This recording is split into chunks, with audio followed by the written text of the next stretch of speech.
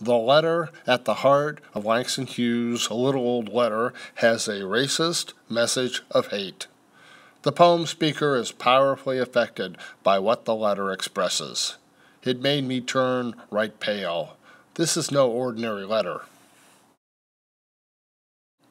Readers who look at the poem too quickly may conclude that the letter announces the death of a loved one or is a draft notice, arguing that such letters could profoundly affect those who receive them, leaving them right pale. However, the speaker raises the issue of race with the 12th line, "Since I was born black." If the letter were a draft notice or a letter announcing a death, race would not be introduced. The poem's use of pencil should likewise convince readers that this is not a draft notice. Governments don't use pencils when recruiting for the military. The letter's recipient is the target of hate mail. Perhaps the N-word is found. Perhaps the gist is that people born black are not welcome in that neighborhood. The speaker feels that the letter makes a threat the same way a gun or knife can threaten a person with violence. Two stanzas refer to the letter as old, which is reinforced by the title. If the letter was received yesterday, in what sense is it old? Racism is an old story. Why a letter instead of a phone call? People who want to express mean sentiments prefer to do it anonymously, and an unsigned letter can hide a bully's identity better than a phone call. The letter is not long, the writing does not spill over to the paper's reverse side, but a message of hate need not be lengthy to be intimidating. Words, even the briefest message conveying intolerance, can hurt and can make one's life feel endangered.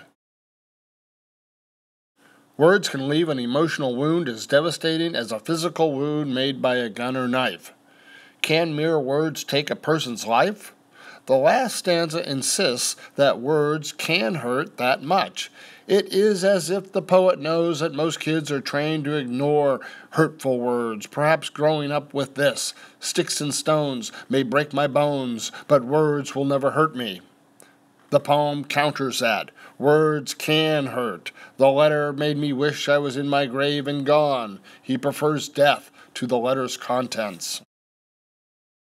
When one receives and opens mail, lonely is not a typical experience, yet this recipient feels lonely. I never felt so lonesome since I was born black.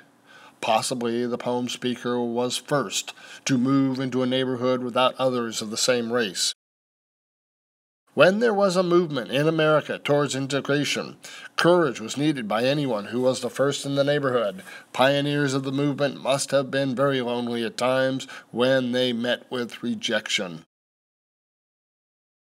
The word lonesome is reinforced by the letter arriving without other letters. Nothing is in the mailbox from friends or family, and that compounds the problem. If friendly letters had been in the mailbox that day in addition to the one hate-filled letter, the speaker might have suffered less, feeling not so lonesome. The poem has 4 stanzas. That format might tempt us to look for 4 moods or 4 distinct emotions. Otherwise, the poem might as well be one continuous work of verse. What are those 4 moods or emotions? The first is fright, as established by the phrase, "turn right pale." Second is a feeling of dread, which is related to fright, but is a little different since dread is about fear of the future.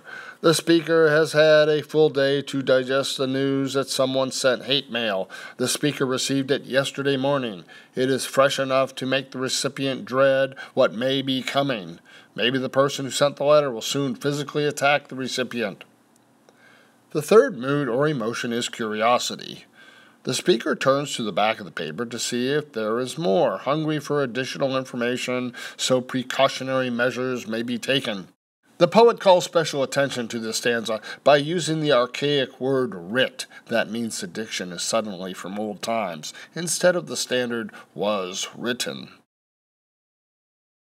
Fourth and last, the speaker feels lonely. I never felt so lonesome.